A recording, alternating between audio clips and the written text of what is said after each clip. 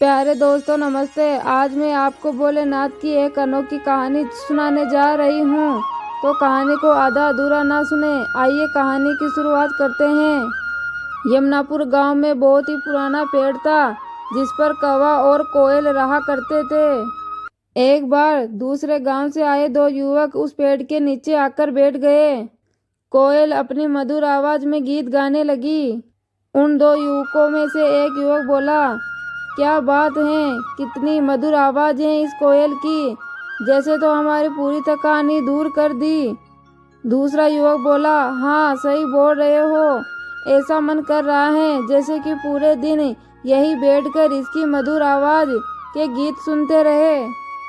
इतने में वो कोयल चुप हो गई और कौवा काऊ काऊ करने लगा।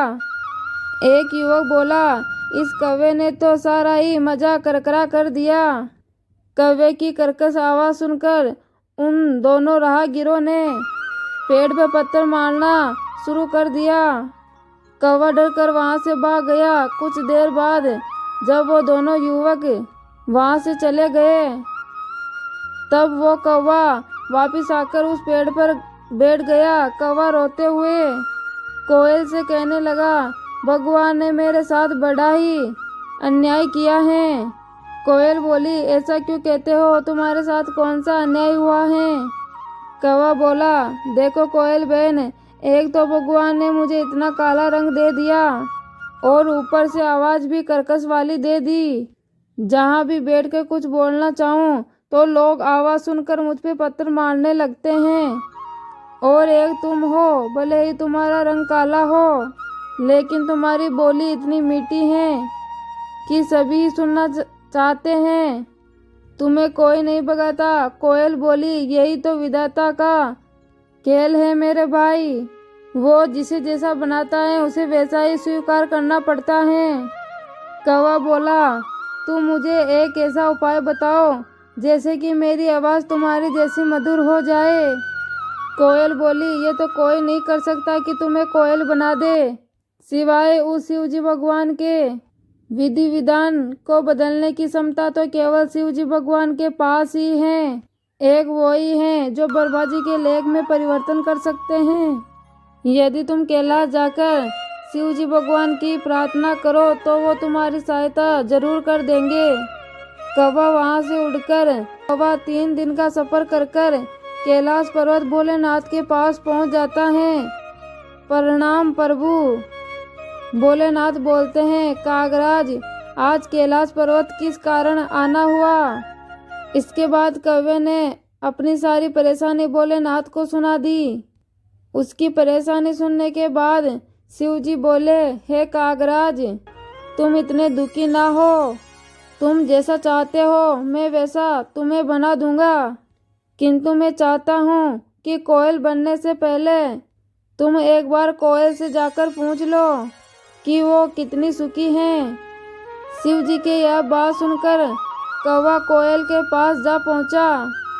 तो कौवा कोयल के पास आकर शिवजी और कौवे के बीच हुई सारी बात कोयल को बता दी। ये बात सुनकर कोयल कौवे से कहने लगी, भैया मेरी आवाज़ भले ही मीठी है पर रंग काला है, अंधेरे में मैं दिखाई नहीं देती। मुझसे अच्छी जिंदगी तो हंस की है, जो कितना सफ़ेद है उसे सभी देखना चाहते हैं।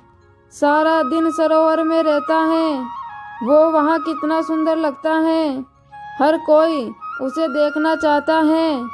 कोयल की बातें सुनकर कौवे का मन बदल गया और वो फिर शिवजी के पास गया। शिवजी के पास आकर बोला, प्रभु अब मुझे कोयल नहीं बनना, वो तो अपनी जिंदगी से ही दुखी हैं, किंतु हंस जरूर अपनी जिंदगी से खुश होगा। शिवजी कहे, ठीक है, मैं तुम्हें जरूर हंस बना दूंगा, पर एक बार जाकर तुम हंस से पूछ के आओ कि कहीं वो अपनी जिंदगी से दुखी तो नहीं है। कौवा एक बार फिर उड़कर हंस के पास पहुंचा। हंस के पास आकर बोलता है, भाई मैं तुझसे कुछ पूछना चाहता हूँ। हंस बोला, पूछो भाई, तुम मुझसे क्या पूछना चाहते हो? कौवा बोला, तुम तो अपनी जिंदगी में बहुत खुश होंगे ना? हंस बोला, नहीं भाई, मुझे हमेशा डर लगा रहता है, कहीं कोई मेरा शिकार ना कर ले। कौवा बोला, लेकिन तुम्हारा शिकार कौन करेगा? हंस बोला, आजकल हर कोई पानी में रहने वाले पशु पक्षियों को मारकर खाने लगा है। मुझे तो हर समय यही डर लगा रहता है, कहीं कोई मुझे मार ना दे। यही मेरी जिंदगी है। सच कहूँ तो जिंदगी तोते की अच्छी होती है, हरा रंग और लाल लाल चोंच। हंस की बात सुनकर कौवा तोता बनने की ख्वाहिश अपने मन में ला लेता है और वो फिर से शिव जी के पास जाकर कहता है, प्रभु मुझे तोता बना दीजिए। शिव जी बोले, कागराज तुम एक बार तोते से जाकर पूछो, कहीं उसकी जिंदगी में भी दुख तो नहीं है। उसके बाद कौवा तोते के पास चला जाता है और तोते से पूछता है, दोस्त तुम तो अपनी जिंदगी में बहुत खुश होंगे, तुम्हें तो अपनी जिंदगी से कोई शिकायत नहीं होगी, तुम अपनी इस चोंच से स्वादिष्ट खाना खाते हो, हरा हरा सा खूबसूरत रंग है तुम्हारा, लाल लाल कितनी सुंदर चोंच है तुम्हारी, देखने में तुम कितने सुंदर हो, सब लोग तुम्हें मिट्टू कहकर बुलाते हैं। तोता बोला, दोस्त मेरी सुंदरता ही तो मेरी जान का कारण है, मुझे हर समय अपना डर सताता रहता है कि कोई मुझे पकड़कर पिंजरे में कैद ना कर ले, मुझसे मेरी आज़ादी ना छीन ले। असली सुंदरता तो मोर के पास है, उसके सुंदर सुंदर पंख, और जब वो नृत्य करता है तो कितना सुंदर लगता है, सब लोग उसकी तरफ देखने लग जाते हैं। तोते की बात सुनने के बाद कौवा शिव जी के पास गया और बोला, प्रभु ना ही मुझे हंस बनना है और ना ही तोता, आप कृपा करके मुझे मोर बना दीजिए, मोर तो अपनी जिंदगी से बहुत ही खुश होगा। शिव जी बोले, कागराज तुम भी एक बार मोर से पूछ लो, कहीं उसे भी अपनी जिंदगी से कोई शिकायत तो नहीं है। कौवा मोर को ढूंढने गया लेकिन उसे वो कहीं दिखाई नहीं दिया। फिर वो उसे चिड़ियाघर में मिलता है। मोर भाई तुम दिखने में कितने सुंदर हो, जब तुम नाचते हो तो तुम्हारी सूरती में 4 चांद लग जाते हैं, लोग तो तुम्हारे साथ फोटो और वीडियो बनाने में कितना खुश रहते हैं, और मैं एक काला कलूटा मैं किसी की छत पर भी बैठ जाऊं तो लोग मुझे पत्थर मारकर वहां से भगा देते हैं। मोर बोला, अरे काय की सुंदरता, आज इस सुंदरता के कारण ही तो मैं पिंजरे में कैद हूँ, बाहर रहता हूँ तो डर रहता है कि कोई मेरे पास आकर मेरे पंख ना खींच ले, कहीं कोई मेरा शिकार ना कर ले। सबसे अच्छी जिंदगी तो तुम्हारी है, ना ही कोई तुम्हें पकड़ता है और ना ही कोई तुम्हारा शिकार करता है, तुम अपनी आज़ादी में मस्त रहते हो, लेकिन फिर भी ना जाने तुम्हें क्यों अपने आप से शिकायत रहती है कि तुम्हारा रंग काला है और आवाज़ भी बेकार है। सच कहूँ तो यही तुम्हारा सुरक्षा कवच है। मैं तो ईश्वर से प्रार्थना करता हूँ कि अगले जन्म में मुझे कौवा ही बनाए। मोर की बातें सुनकर अब कौवे को समझ में आ गया था कि ईश्वर वही करता है जो तुम्हारे लिए अच्छा होता है, ना कि हो जो तुम्हें पसंद हो। यह सोचकर फिर कौवा शिव जी के पास पहुंचा और बोला, प्रभु मुझे ना तो तोता बनना है और ना ही मोर बनना है, ना हंस बनना है और ना ही कोयल बनना है, मैं जैसा हूँ वैसा ही ठीक हूँ प्रभु। शिव जी कौवे की बातें सुनते हैं और हंसते हैं और कौवे से कहते हैं, कागराज मैं तुम्हें यही तो समझाना चाह रहा था, हमें किसी से किसी की तुलना नहीं करनी चाहिए, क्योंकि वो हमेशा जीवन में दुख का कारण ही बनती हैं और इस संसार में हर कोई अपने आप में सर्वश्रेष्ठ हैं। तो प्यारे दोस्तों, ये थी भोलेनाथ की एक अनोखी कहानी। कहानी पसंद आए तो कहानी को लाइक, शेयर, कमेंट और अपने YouTube चैनल को सब्सक्राइब कर देना। धन्यवाद। भगत और भगवान का झगड़ा। प्राचीन समय की बात है, मदनपुर गांव में एक दीनानाथ नाम का पंडित रहा करता था। दीनानाथ पंडित जी भगवान शंकर के परम भगत थे वह अपना अधिकतम समय भोलेनाथ की पूजा अर्चना में ही बिताते थे और उसका भगवान के प्रति इतना प्रेम था कि वो किसी न किसी बात पर भोलेनाथ से रूठ भी जाया करता था। दीनानाथ जी की पुत्री आनंदी बड़ी हो गई थी। उसकी पत्नी उमा को अपनी पुत्री का विवाह की बात सताने लगी। वो जब भी विवाह की बात करती तो पंडित जी बोलते कि अरे उमा, कोई चिंता मत करो, भगवान शंकर सब कुछ सही कर देंगे। आनंदी हमारी पुत्री नहीं है, भगवान शंकर की पुत्री है। ये उन्हीं के आशीर्वाद से हुई है, वो सब संभाल लेंगे, तुम समय तो आने दो, जैसे भगवान भोलेनाथ की इच्छा।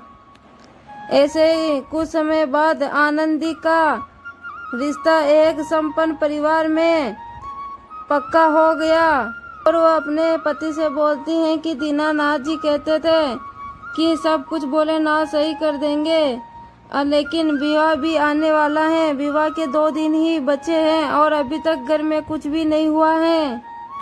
मैं आपको इतने दिनों से सचेत करती आ रही हूँ कि पुत्री का विवाह है, कुछ तो सामान इकट्ठा कर लो, थोड़ा बहुत पैसे कर्जे में ले लो, आपको लोग दे भी देंगे, पर आप तो मेरी सुनते भी नहीं हो। उमा, मैंने कहा है ना, मैं किसी से पैसे मांगने की इच्छा नहीं रखता, मैं भगवान पर विश्वास रखता हूँ। भगवान शंकर से जिद करके मैं सब कुछ मांग सकता हूँ। तुमने देखा है ना, संपूर्ण जीवन में जो जो तुमने कागज पर लिख कर दिया है, मैंने भगवान शंकर के चरणों में रखा है और भोलेनाथ तुम्हारी सारी मनोकामना पूरे किया है। फिर तुम क्यों चिंता करती हो? अभी भी तुम्हें कोई चीज की आवश्यकता है तो मुझे लिख कर दो, मैं भगवान भोलेनाथ के चरणों में उसकी जिद करूँगा और भोलेनाथ उसको पूर्ण करेंगे। अरे, खाने पीने की चीज़ें अलग हैं, वो कोई भी दे जाता है, लेकिन अभी कन्या के दहेज की बात है, उसमें सोना भी लगेगा, अन्य सामान भी लगेगा, ये सब कौन देकर जाएगा? भाग्यमान, तुम फिर चिंता कर रही हो। मैंने तुम्हें कहा है ना, भगवान शंकर मेरे साथ हैं। तुम तो बस एक कागज पर लिखकर मुझे दे दो।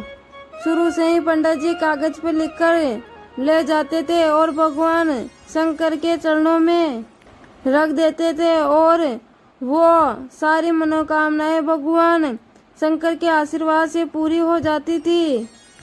इस बार भी पंडित जी को पूरा विश्वास था कि उमा जो भी कागज पे मनोकामना लिखेगी उसे भोलेनाथ अवश्य ही पूरी करेंगे।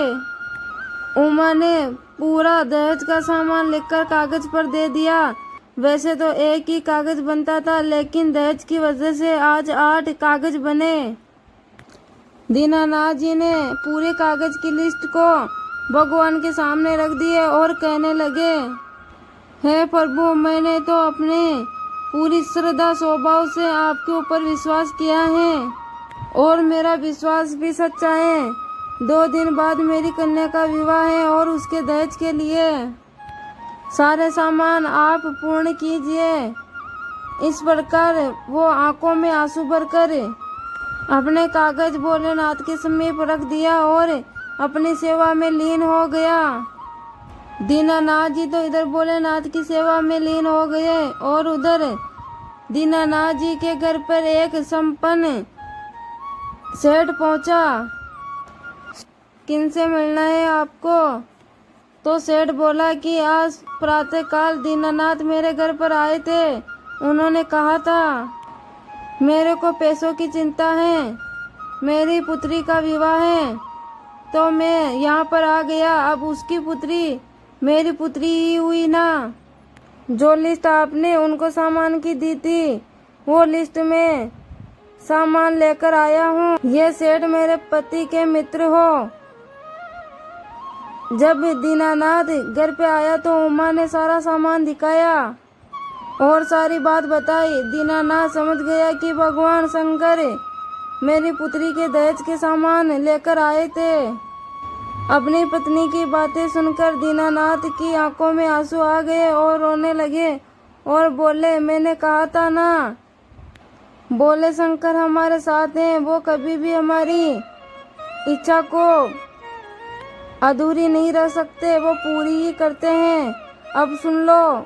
उमा बोले, नाथ मेरी पुत्री के विवाह में मेरे साथ नहीं चलेंगे तो मैं तुम्हारे साथ विवाह में नहीं चलूंगा। विवाह का दिन आ गया। दीनानाथ मंदिर में बैठ गए और मैं भगवान को विवाह में लेकर ही जाऊंगा। तब भोलेनाथ की मूर्ति में से आवाज आई, दीनानाथ जाओ अपनी पुत्री का विवाह करा के आओ। दीनानाथ बोला, प्रभु मैंने तो पूरे जीवन में आपकी सेवा की है, मेरे तो पिता ही आप हो। मैं आपके पास हर चीज की जिद करता हूँ, आप मेरी हर जिद को पूरा भी करते हो। आपको पता है ना, मैं विवाह में आपके बिना नहीं जाऊंगा। अब आपको विवाह में चलना ही होगा। आप नहीं चलोगे तो मैं आपसे झगड़ा कर लूंगा और आपसे बात नहीं करूंगा। दीनानाथ की बात सुनकर भोलेनाथ स्वयं प्रकट होते हैं और कहते हैं, दीनानाथ मैं तो हमेशा तुम्हारे साथ ही रहता हूँ, तुम्हारे हृदय में हर वक्त रहता हूँ, इसलिए मैं तुम्हारे साथ हर जगह हूँ। मेरा आशीर्वाद सदा तुम्हारे साथ है। भगवान तो भगत के वश में होते हैं। तुम विवाह में चलो, मैं तुम्हारे पीछे पीछे आता हूँ। भोलेनाथ की बातों पर विश्वास कर दीनानाथ अपने परिवार के साथ विवाह में पहुंचता है। उसकी पत्नी और पंडित जी देखते हैं कि विवाह में वही सेठ सेठानी और उसके बच्चे विवाह में विराजमान हैं। सेठ जी समझ जाते हैं साक्षात भगवान शिव पूरे परिवार के साथ विवाह में सम्मिलित हो गए हैं। दीनानाथ और उमा का अब खुशी का ठिकाना नहीं था। दीनानाथ की पुत्री के विवाह में आए वो सेठ सेठानी और उसके पुत्र के हाथों से अपनी पुत्री का कन्यादान करवाते हैं। थोड़ी देर बाद विदाई का समय आता है तो वो सेठ सेठानी वहां से अदृश्य हो गए थे। दीनानाथ समझ जाता है कि भगवान ने किया वादा निभाया और विवाह में दर्शन देने के बाद वहां से चले जाते हैं। यह सच है कि भगवान अपने भक्तों को कभी निराश नहीं करते हैं। भगवान से जितनी मर्जी हो लड़ाई करें, जितनी मर्जी हो जिद करें, वो हमारे जीवन दाता हैं। वो हमारे से कभी रूठते नहीं हैं। वो तो हमारे पालनहार हैं, सदैव हमारा भला सोचते हैं और हमारे द्वारा की गई भक्ति को स्वीकार करके सदैव हमारी रक्षा करते हैं। हे भोलेनाथ, हे माता पार्वती, जैसे आपने उस ब्राह्मण की पुत्री के विवाह में जो सामान और जो सुख शांति परिवार में दिया, वैसे भोलेनाथ इस संसार में सबको देना। प्यारे दोस्तों, आज के लिए बस इतना ही। आशा करती हूँ कि आपको वीडियो अच्छी लगी होगी। वीडियो पूरा देखने के लिए धन्यवाद।